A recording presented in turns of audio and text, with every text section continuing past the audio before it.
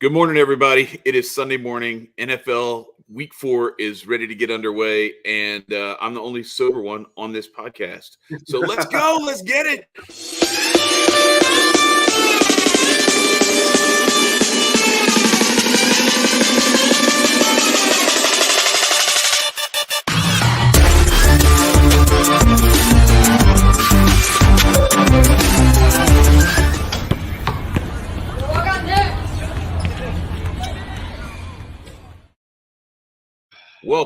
Welcome, ladies and gentlemen. Week 4. I guess Week 4 already got underway on Thursday night with the Bengals taking it to the Dolphins. And shout out to Tua. Hope he's all right.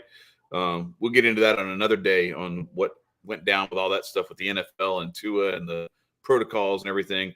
I'm watching the Saints try to not lose out there in London, so it's underway there too. But we got AG and Pickin Tyler on the pod in person together. They are at their homecoming for the college they both went to. Guys, what's going on? How's the weekend been? I know y'all been just kind of being real good boys, drinking water and eating bread and nothing else. Chad, it's funny you said that. I drank nothing but water at the bar last night, and I got people in the chat that will confirm that in just a second here. Nothing but water. 4 waters. I know my limits, you know. Well, before the bar was a different story. Yes. Exactly. Before we got there, it was a different story. The homecoming tailgate, the tequila coffees were an interesting vibe, but it's fine. It's fine. I got my experience to do it. When you said, shout out to Nerd. When you said that he had tequila in his coffee, I was like, that just was disgusting. I don't know. I feel like I should try it. But that flavor combo just don't seem right. Don't try it. Emily says cap. Definitely not one of our friends that are at our apartment right now. Let's get it. Oh shoot, man. Oh man. He said Jared says do not try that flavor combo of tequila and coffee. Let's get into some football. Come on. Let's get into it. So the Saints just went for 2 and got it. So they are actually up 3 against Minnesota over there in London. So we'll see. There's still a good bit of game left in that one. I was on the Vikings on this one. I didn't put any money on it, but that's where I felt. I just hate these London games. Like I'm never picking one of these London games because it's too unpredictable. This is like some weird shit. It's like they go into the Twilight Zone over there. So let's get into some of these games. AG, you saw I sent you my slip. I'm in the contest. I mercifully made it to the second round of that handicappers contest that John Ryan turned us on to. Not by being very good, but by being less bad than a lot of other people. Well, that matters. I had to bet Alabama to win by 14 and a half yesterday. And I hate Alabama. That's how bad it was. I had to bet that one to win. But I sent you my picks and we kind of went through like some of the stuff that you don't like about it. But one of the games that we talked about a lot was this game coming up Sunday night. I don't want to talk about that one first because that one's, let's kind of tag the show with that one because that's later today. But one that was on my list, I like the Cowboys again against Carson Wentz. He's been struggling. He's been getting sacked left and right. The Cowboys just terrorize quarterbacks on defense. You said you don't feel so good about that. Tell me why. Not so much that I want to say that I feel good about the football team, but I mostly just feel like the Cowboys with their backup quarterback have been playing above their level, and they're due for some regression. So I kind of have a feeling that today might be the day. You know how we talk on this channel about how, we go very contrarian. And right now there's not a soul in the world who doesn't like the Cowboys in this when you're looking from just a football standpoint. And they set that line pretty low. So it's like if you're going to take the Cowboys, take the points, you know what I mean? But I'm not saying take the football team on the points either. Because we can't really trust them right now. It was more so I was just saying that the football team has been playing. So I think that I'm gonna stay away personally. So I was just giving that insight. I think they're due for some regression, and I think that the Commanders are a little bit better than they've shown. That offense has some potential to have some sparks. If Trayvon Diggs tries to jump a couple routes and doesn't get him, you got That's Curtis true. Samuel, McLaurin running down the field. They got a chance, man. That's all. That's all. No, that's a really good point, is because Trevon Diggs like makes his living off of being overly aggressive, and he'll lead the league in interceptions, and he'll also lead the league in getting burned for 70-yard touchdowns. So yeah. Let's get into the Giants real quick for my guy Mike Love before he turns us off. Let's go. I like the Cowboys, by the way. All right. Does anybody care? What do you think, all right, Chad? so the Giants. I like the Giants in this one, but they should beat the Bears. I mean, I had them picked to beat the Cowboys on Monday night. That didn't work out too well. Although it looked a lot better, earlier on in that game. Like I was feeling somewhat vindicated early, and then the Cowboys put it together late. But yeah, I like the Giants to beat the Bears. I don't really like the Bears much beyond Justin Fields. And that's saying a lot, because there's a lot to be desired even with Fields. Like he's dynamic, he can make plays, but he's also prone to go into those little stretches of very low productivity. So over 150 rushing yards for Saquon, maybe.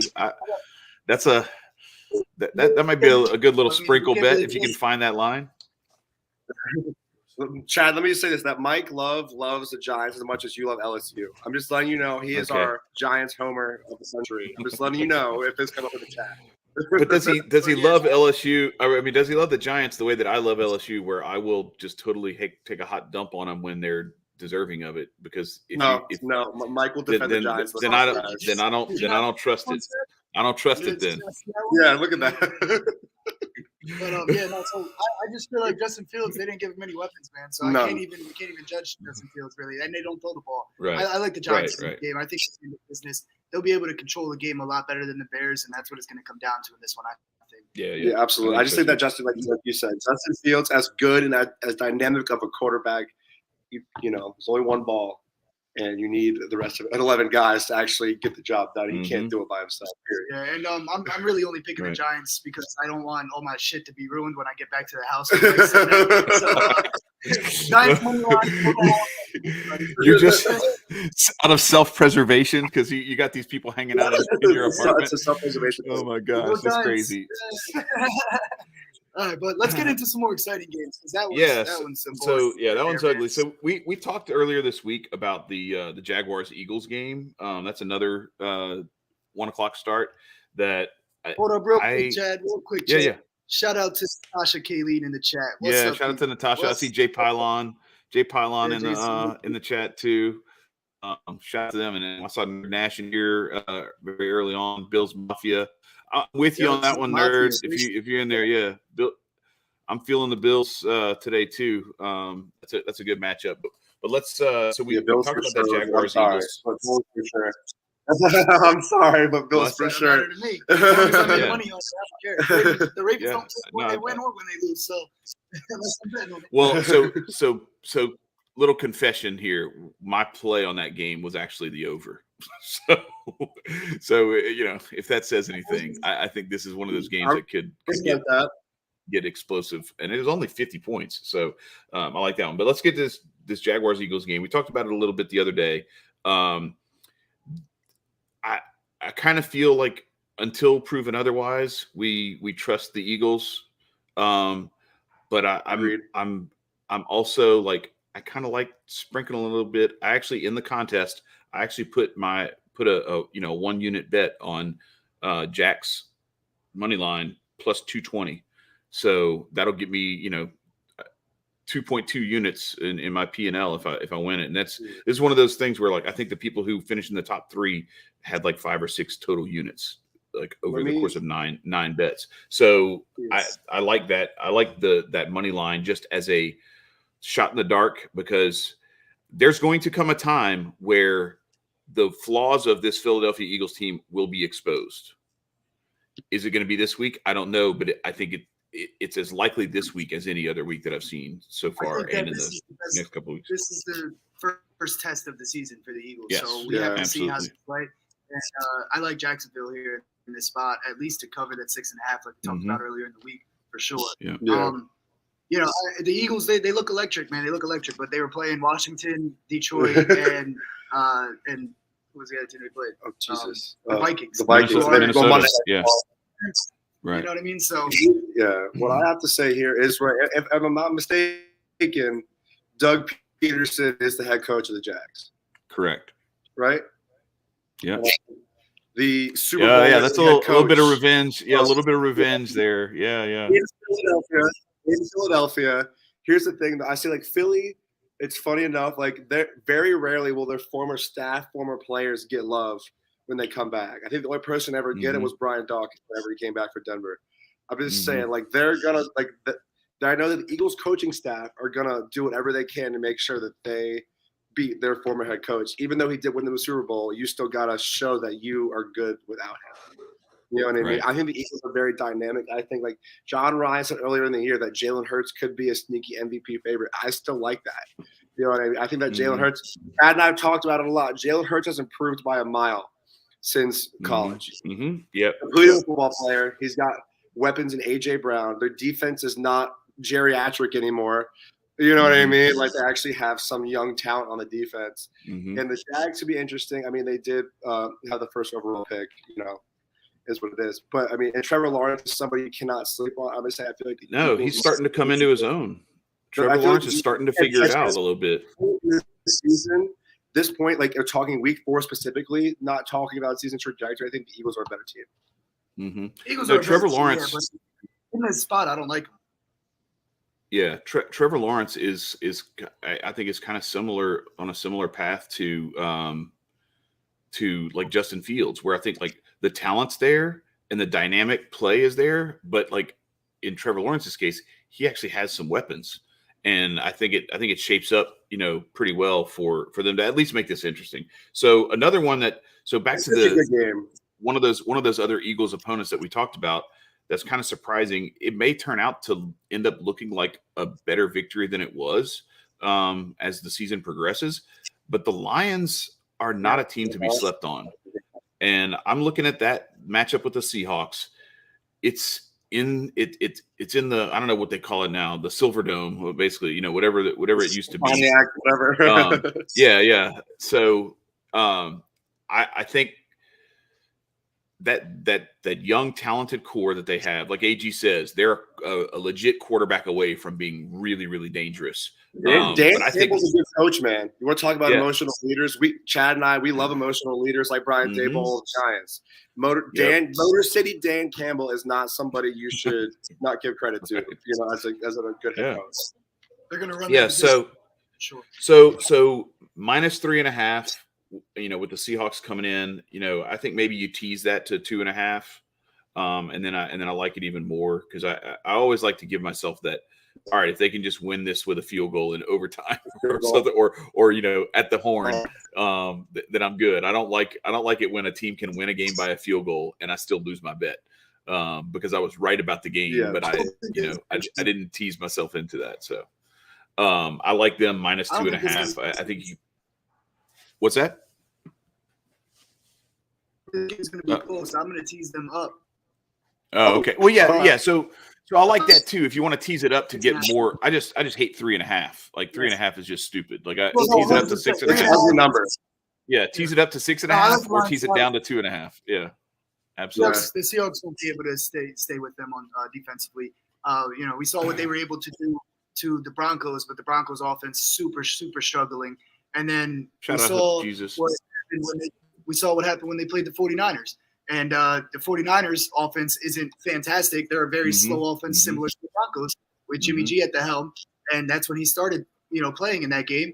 And they put 27 points up on him, on the Seahawks, 27-10, I think it was. And I was all over that team, just like we were all over the Monday night against the Broncos. I don't think the Seahawks keep up with that offense today. Yeah, so let's move. Since you mentioned the Broncos, we'll treat this like it's one of those presidential debates. Since you mentioned the Broncos have 30 seconds to respond. I think this sets up. Shout out to Raider Nation. Shout out to Wasted Talent. I was in the chat on his podcast this morning. He was kind of breaking down how important this game is for Raider Nation. Las Vegas. Look, I'm wearing the shirt. I got my Las Vegas shirt on from when got this one when we were down at HotepCon. But I actually I think that this is a setup where the money being or the line being at 2.5 is begging people to take Denver, begging people to take that Russell Wilson and how well Denver's playing, where they're kind of chalking up that first loss to Seattle. They're chalking that up to like, oh yeah, that was just, they kind of turned the ball over too much and some weird stuff happened. And look at how Denver's played since then. And I look at it and I'm like, nah, man, I think this sets up for the Raiders to get their first win. And I think they're begging people to take the Denver side. And I haven't looked. You could probably tell me, AG, like what the side looks like on that. 59% of the bets are on the Raiders right now. Man, if you had Justin Jefferson for a rushing touchdown, holy crap! Jared's had Justin Jefferson.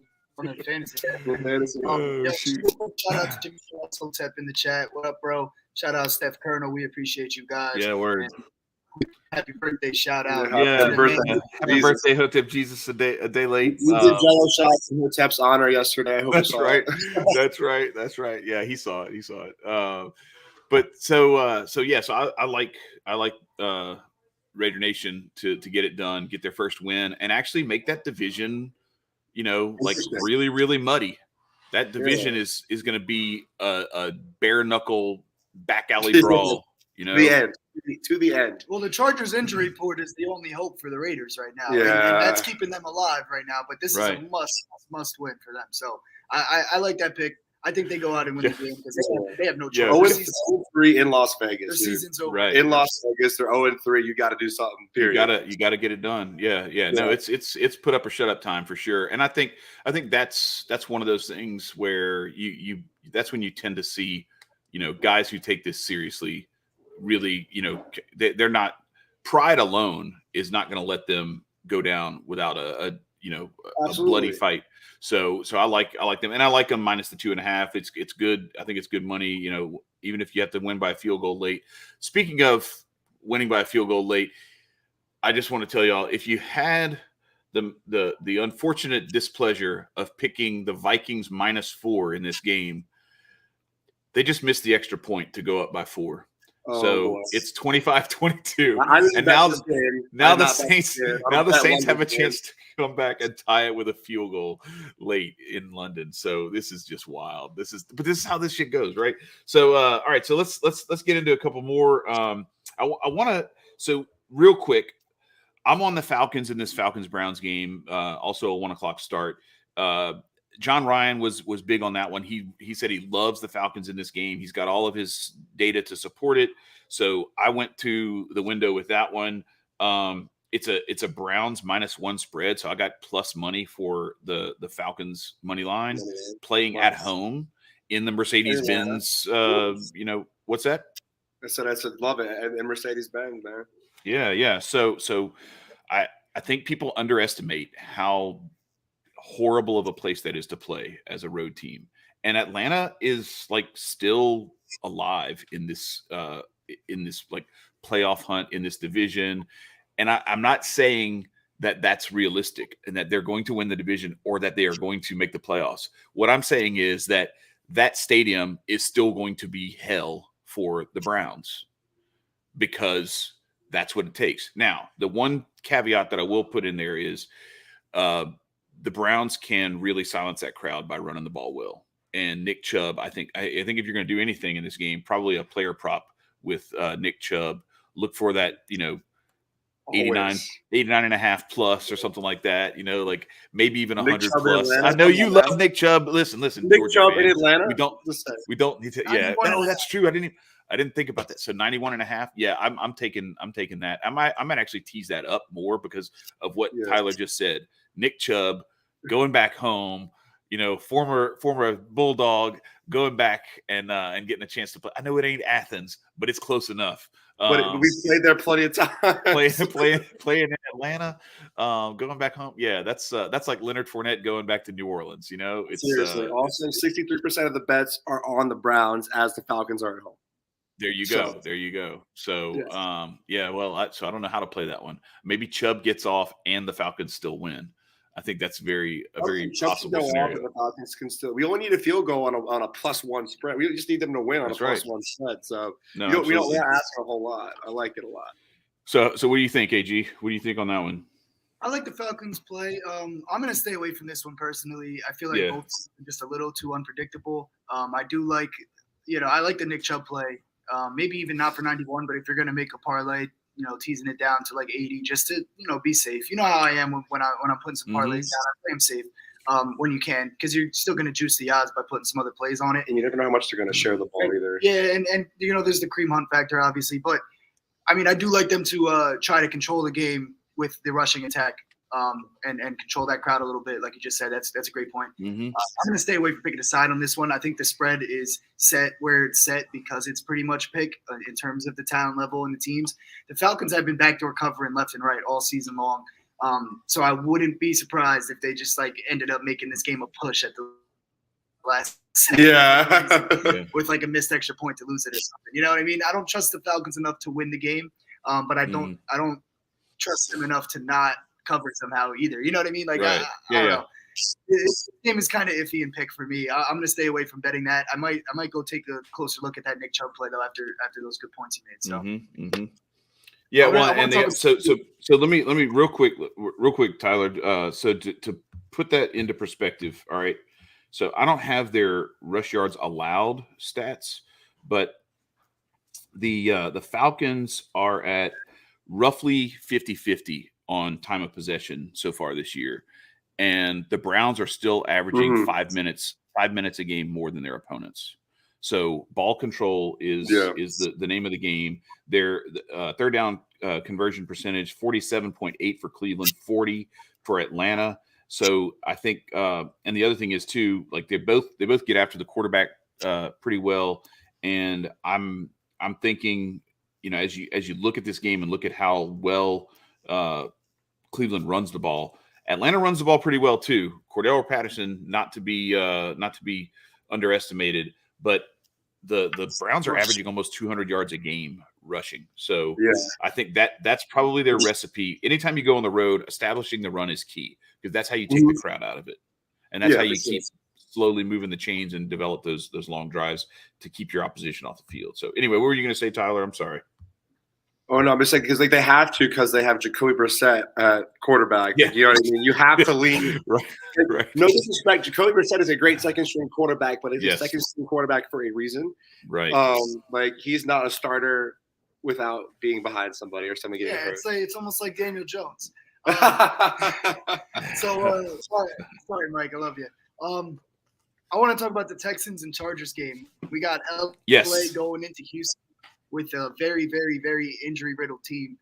They've got nothing going for them right now in terms of their health, which is pretty much every week for the Chargers for the entire time I've been alive. I think, if I remember, every time by week 5. I mean, week 5, everybody's hurt. There's a lot of talk about investigating the Dolphins' medical staff right now, but somebody needs to open one on the Chargers too. Puncturing Tyrod's lung and all sorts of shit.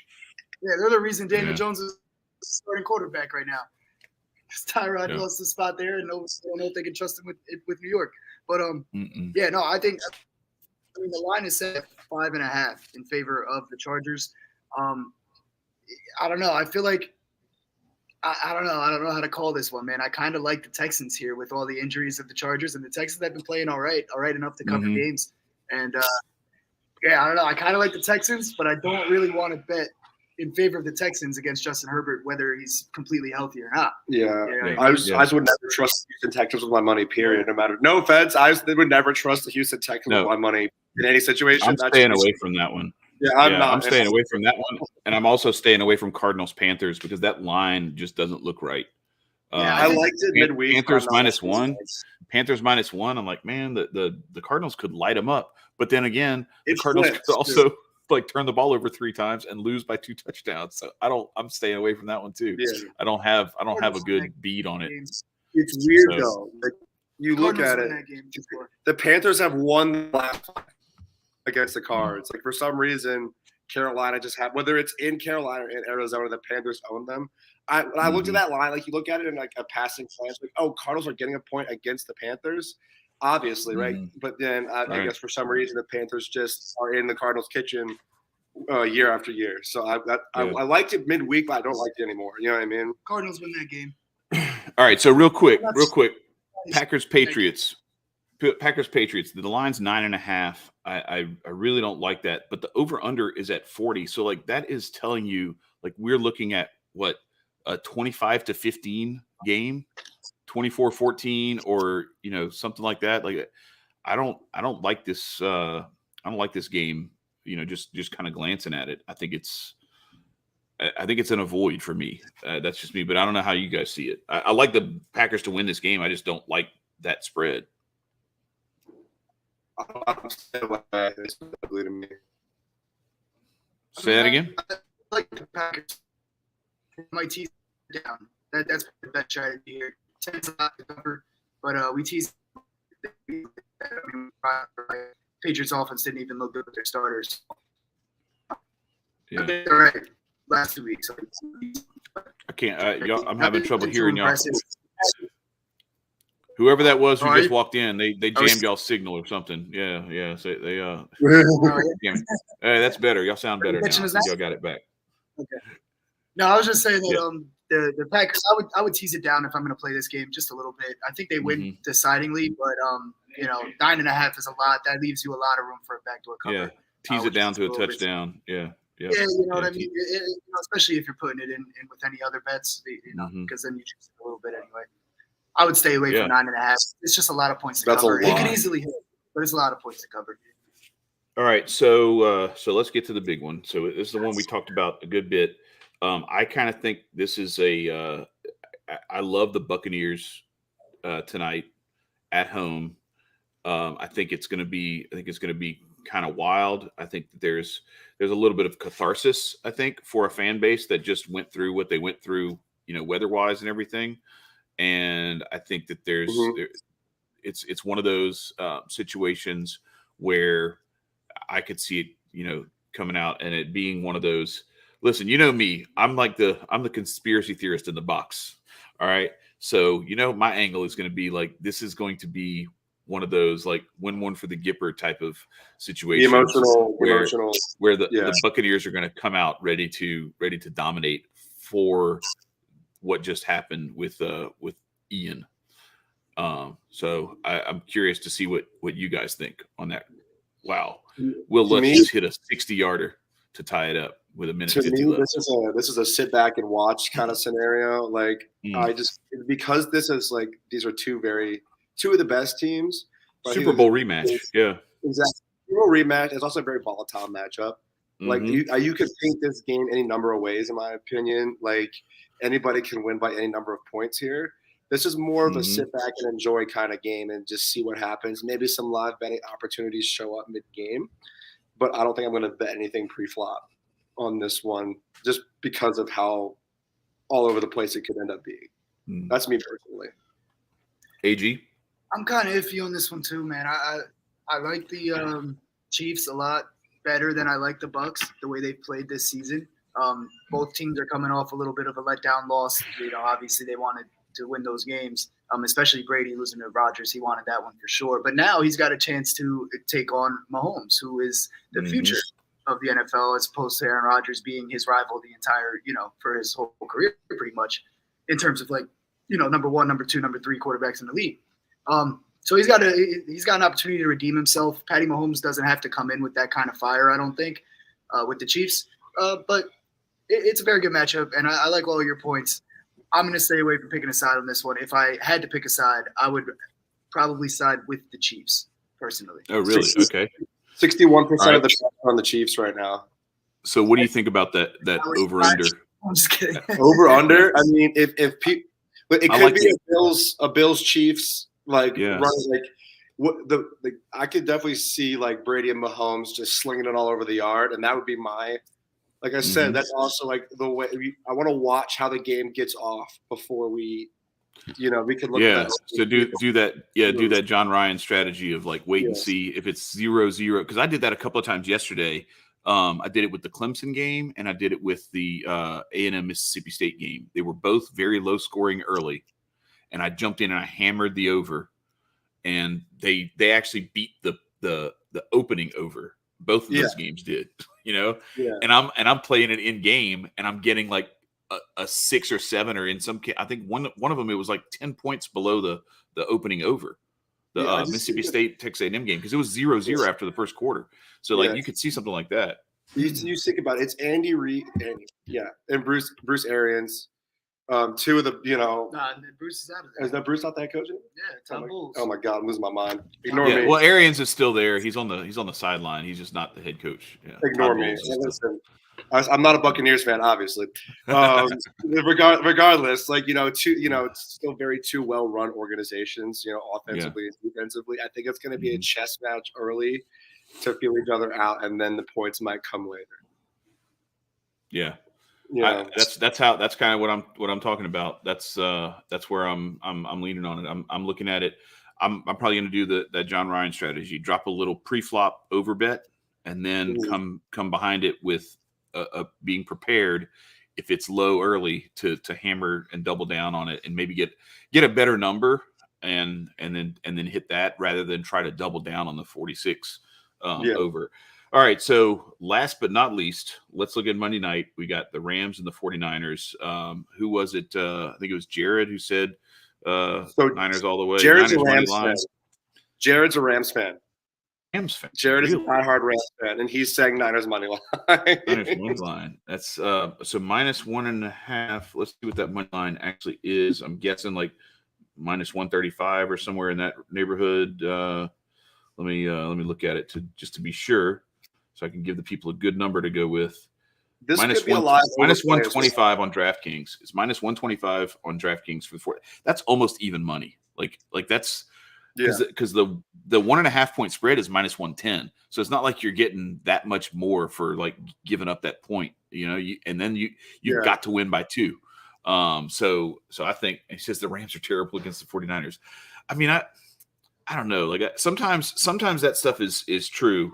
Sometimes though, I think it's more about what's on the roster, what do they have going, and I wonder about this Rams team kind of starting to get their shit together. And after that ugly loss to start the season, also on Monday night, Jared, Jared, you're the Super Bowl champs. Give your own team some credit. Give your own team some credit.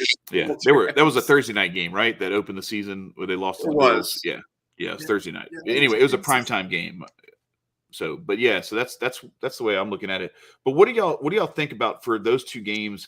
Possibly looking more towards. I don't like the over in that game, but I'm not hitting the under either.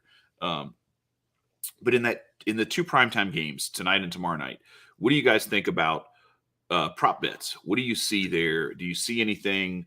Whether it's a Mahomes play, a Clyde Edwards-Helaire play, or I don't know, somebody who touchdown. Yeah, Cooper Kupp in Cooper you hit that every week. Yeah. Cooper Kupp anytime touchdown every single week.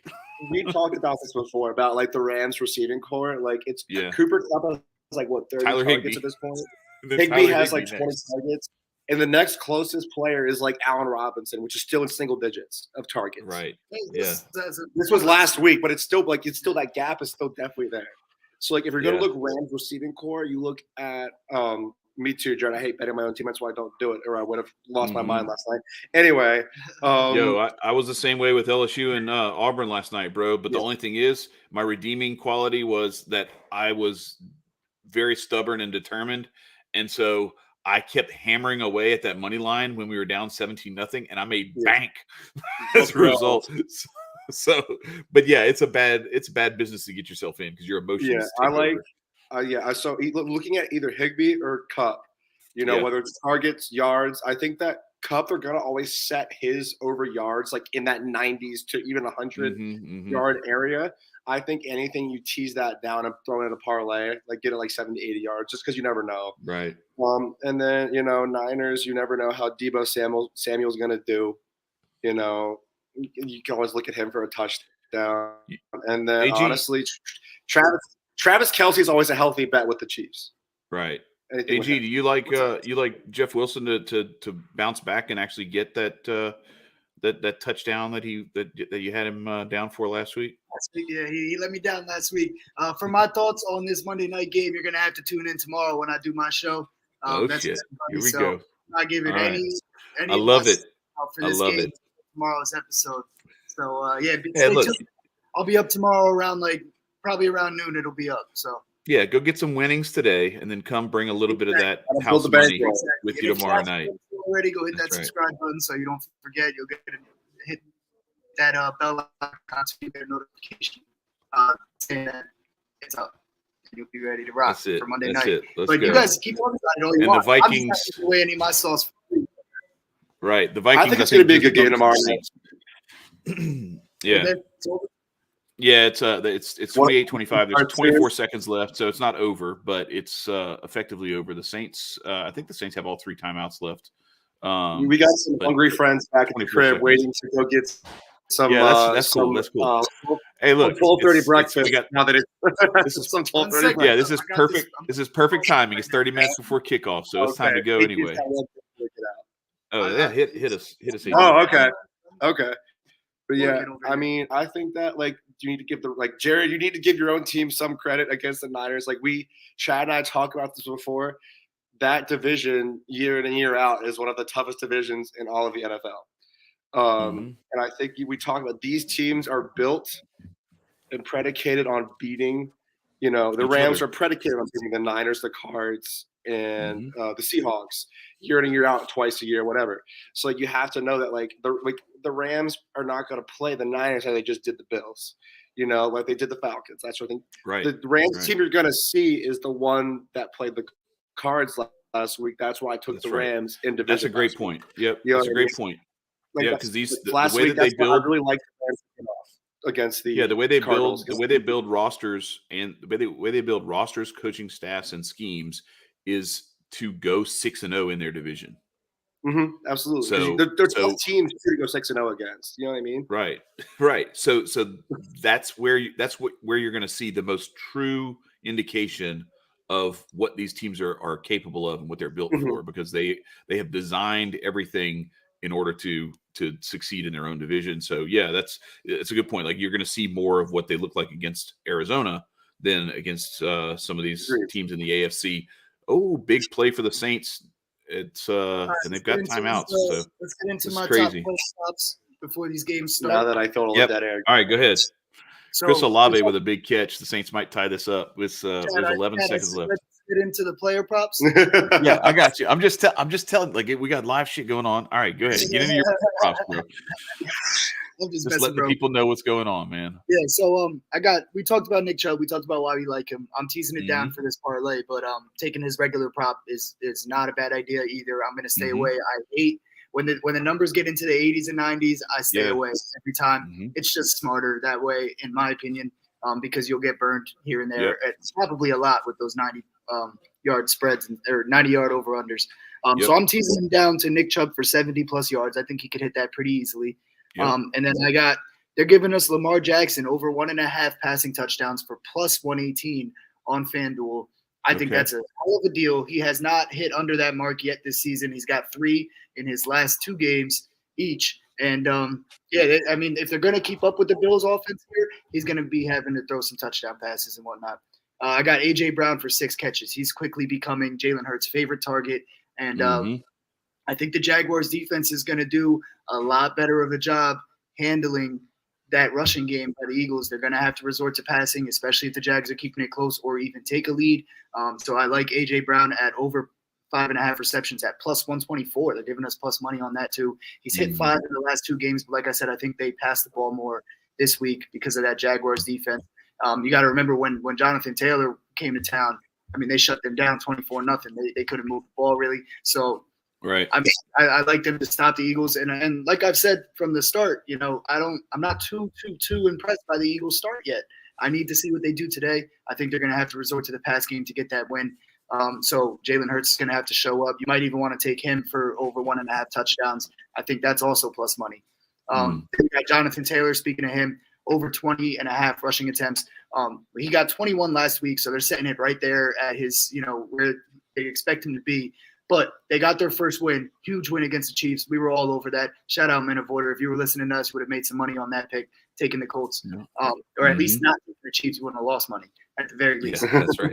That's right. But they know their recipe now. They know that Matt Ryan looks a little washed. They're going to run the ball. He might have 15 carries in the first quarter, and then we're coasting to a win on that one, right? Then to cap it off, we like the Raiders here. We think it's a must-win for them. If they're going to beat that Broncos team, Derek Carr is going to have to be putting the ball in his best receiver's hands. I got Darren Waller over 4.5 catches. And if you put that all together with Nick Chubb 70-plus yards, Lamar Jackson over 1.5 touchdowns, A.J. Brown over 5.5 catches, Jonathan Taylor over 20.5 rushing attempts, and Darren Waller for over 4.5 catches, $25 wins you – or the total payouts for $510. So $25 wins you like $485. So nice.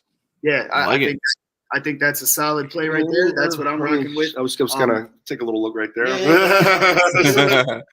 about to go John hit it. always says, man, why have this angle if you're not going to share it with anybody? That's why we're here.